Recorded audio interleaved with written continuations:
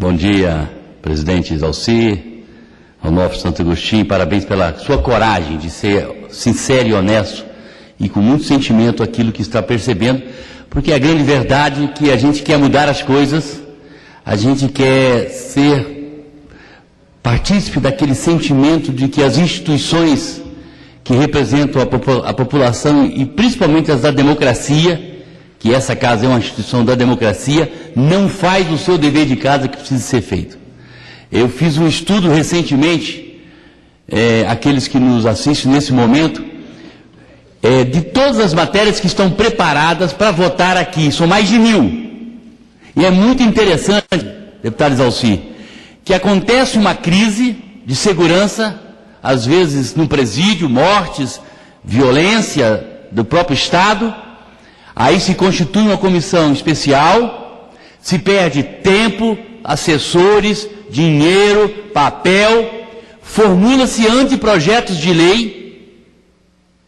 Esse anteprojeto sai dessa comissão de estudos em função de uma crise da sociedade, vira projeto, pois está aqui há 7, 8, 10 anos, a crise foi embora, depois muitas vezes a crise do sistema carcerário, estou falando especificamente, volta uma outra, e aquilo já passou, aqueles projetos já não servem mais, se gastou muito tempo, dinheiro e o tempo dos deputados, dos assessores, e nada muda. Sabe por que não muda? Porque esse país, eu vou citar um exemplo que eu sempre cito, eu sou médico, Santo Agostinho. Em 73, 74, ainda na época do regime militar, o pau estava quebrando nas meningite, nas periferias das grandes cidades, não se fazia nada. Até que um dia chegou nos Jardins. Até que a periferia de São Paulo, a doença, ela não escolhe a categoria social. Quando ela chegou na classe média alta, aí as coisas começaram a mudar. Aí se viu que era preciso agir de forma preventiva. E diga-se de passagem, a partir de então, foi criado o Programa Nacional da Vacinação Nacional, que hoje, se a gente fizer aqui uma reflexão, talvez seja uma das poucas políticas públicas que vai do Ribeirinho do Amazonas até os Pampas, que vai lá do Cerrado até a Caatinga e pega todos os brasileiros. Hoje um exemplo de política pública, talvez seja a mais pública de todas as políticas. Por que, deputado Onofre? Porque quando mexe com os pobres, pode morrer. Não precisa chegar nele a assistência. Olha o exemplo que eu sempre cito, da quimio e da radioterapia para as pessoas pobres. Eu sou da área. Pergunta se ele, com o diagnóstico da doença instalada, se o Estado brasileiro olha por ele. 100 dias na média, 100 dias.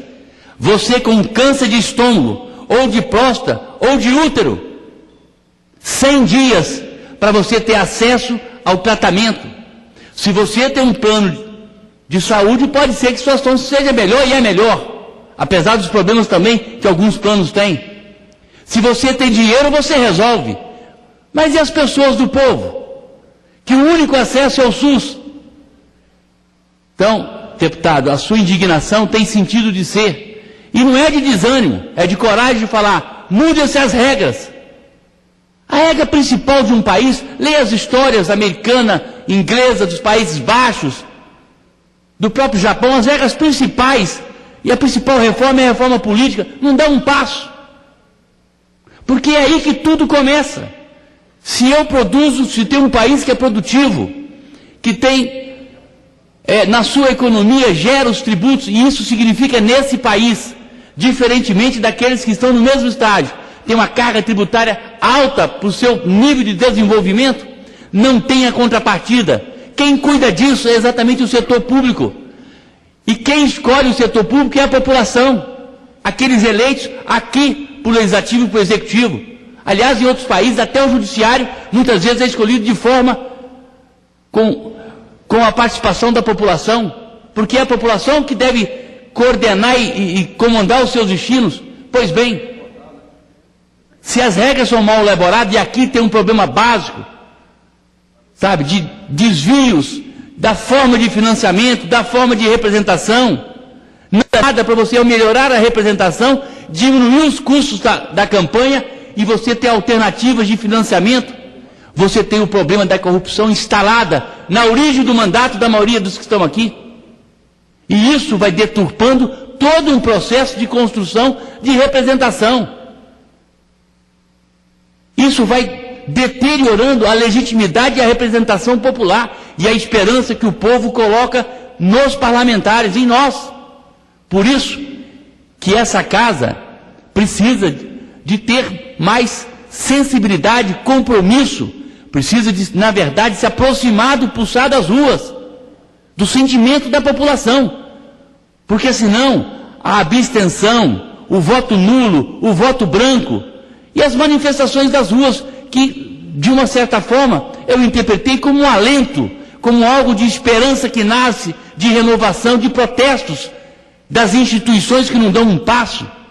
Depois de junho, tem um projeto de lei que foi sancionado agora em agosto, do próprio Executivo de 2010, que eu acompanhava, que é o que trata do corruptor, que era uma lacuna na nossa legislação, estava aqui desde 2010 e não andava, com pressões para que não andasse.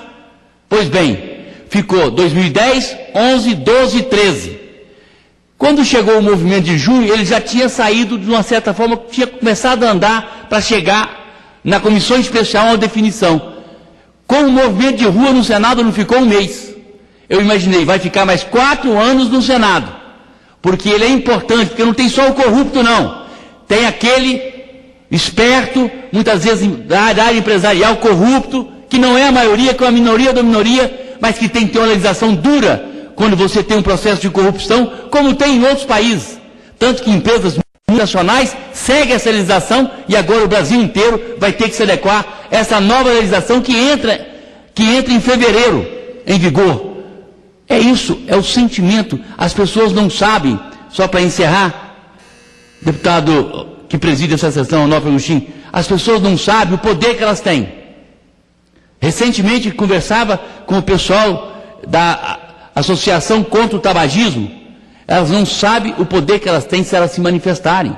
E legitimamente essa casa decidir aquilo que é melhor para a população, mas precisa de haver uma articulação cada vez maior da população, de organização, para que os seus interesses, para que o interesse da maioria, o interesse público, para que aqueles que se organizem possam vir e fazer essa casa andar. Essa casa não anda sem a participação da população, não anda sem a pressão legítima, sem a organização legítima da sua população consciente, crítica, analisando o que nós estamos aqui fazendo. Por isso, eu quero dizer que a nossa esperança é de que isso possa cada vez mais estar mudando a cara desse país. Muito obrigado.